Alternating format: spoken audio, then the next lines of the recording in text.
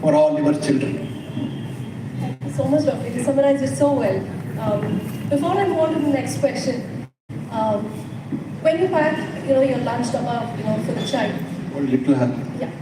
So when you plan the lunch dabba for your child, please ask yourself: is there a fiber component? Is there enough of proteins that you're giving to the child apart from the carbohydrates? So the more colorful it is, the better it is for your child.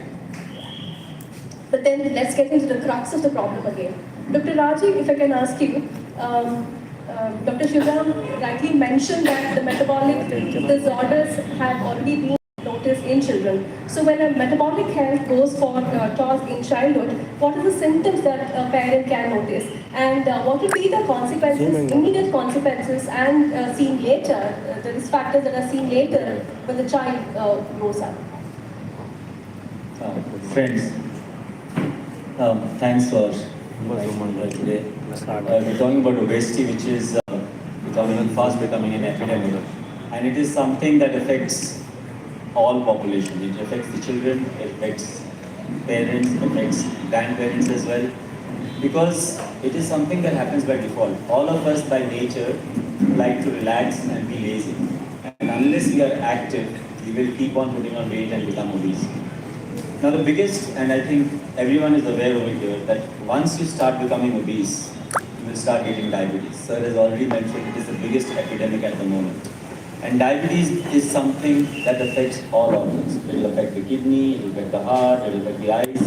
So just obesity itself increases that risk. And once you get diabetes, you end up taking medicines or injections. So diabetes is a real problem, and we have started seeing this obesity-related diabetes in children as well. And this is young children as 6 years, 7 years children requiring medications. That's one. And as I said, once you start getting obese, you put on weight. Now let's imagine a heart which is supposed to work for 15 kgs, has to work for 30 kgs, is working double. So that is going to affect the heart as well. And similarly the other organs. For example, the lung, which is supposed to work for 30 kgs, is now working for 60 kgs. You're going to get tired, you're going to have breathing difficulty, you're going to have difficulty while sleeping, snoring, apnea, all those things will start happening.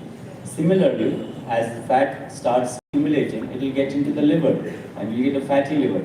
So it is gradually going to affect each and every organ. And as you grow older, children become less active, starts affecting the joints, starts affecting the bones, and you start getting early onset joint pains and osteoarthritis. Sir has also mentioned about endocrine effects. Girls get diseases like PCOD, boys get delayed sexual development or even less sexual development for boys, because any fat in the body will convert the hormones into estrogen, and then that becomes a problem. So it is obesity is a disease which affects all the organs, and as you grow older, you will get the same symptoms will start manifesting in adults also. For example, you will start getting earlier onset heart disease, earlier onset hypercholesterolemia, and all those things then become harmful for your body, and it all will end in reduced life expectancy. So what we are doing for our kids now is actually to give them a healthier life, not a life which is dependent on drugs and medicines. So obesity is a pan disease, it can affect all the organs, and we have to address it at an earlier age. Sir sees children when they become adolescents. I have started seeing children even as young as 6 and 7 years. In the first year, we are happy with the child gaining weight. But at some time, when they start going to school, 5 years, 6 years, 7 years, when they get exposed to media, when they get exposed to other children, that is the time they become aware of all these burgers. They start hearing the names of McDonald's and Burger Kings, and they want to have that. They all want to have lavish birthday parties, which is incomplete without having drinks, as in soft drinks, Coke and all, and also chips. So this is something that we have to inculcate or train our children or teach our children, but it is very difficult. It's not easy. You can train your child, but your child has to go to school, and there will be 40 other children will have the same thing. So unless, as Sir said, it's a country event, it's a country drive, be healthy. If Trump can say make America healthy again, we can say make India healthy again. Why not? because we are also under getting this disease gradually over the last 5-6 years. Thank you so much. As I want to come to that point. So in the US, we've seen the Maha movement make America healthy again, and in India we also see the Fit India movement that has begun, but not so much focusing on children though. So we have the CBSE board has come up with the sugar-free boards in school, but then there is so much of knowledge around kids. But there's also propaganda to promote to junk food and its consumption. How do actually children understand this? And what are what are your tips for parents to make them understand this? Right. First thing is we should not believe politicians. Trump has said make America health again. But has he banned all these junk food companies? He himself eats the junk food and shows that it is healthy also. So it is pure economics. All the countries, they want to sell, make money out of junk food outlets, very cheap to make, but profit margins are very high. If you see how they can do so much of advertisement, because they have money. So it's very, very difficult war, I can say, to win over and make our people healthy. So how to protect our children from these monsters, that's a very, very difficult question to answer.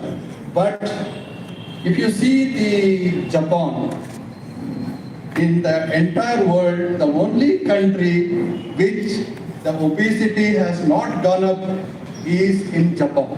That is because they educate their children very well. First 3 years or so, when they go to school, they don't study any textbooks or anything. They just learn about mannerisms, about their country, how to cross the road, how to clean their school, how to clean their toilets, how to keep their home, how to respect elders. These are the things which are taught in first 2-3 years classes. After that, the education starts. What a fantastic system, you see. The entire country becomes disciplined. So there's the only developed country where obesity has not touched, because they have maintained their traditional food habits. They have not gone into the American food model.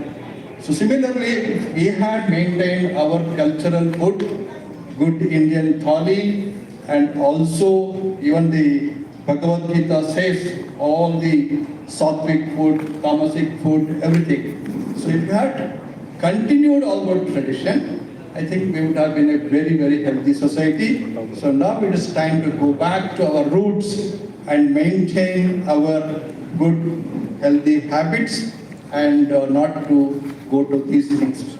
So if the child is seeing a advertisement, there is Coke comes, chips comes, all these things come. So they think it's very normal to eat for children to these things. So that's why it's a very difficult problem. And however parents educate their children, they are mingling with other children. So that's in the school canteens. They should not keep all these drugs. They should keep healthy and also the screen time parents should restrict for 2 hours or so in a day or so. Seeing those reels, all those things, they get a lot of wrong information. So there is a lot to do for all these things. Making India health again should not be just a slogan. There should be action in every level, including the government and the school authorities, health authorities, everything. One of the movements which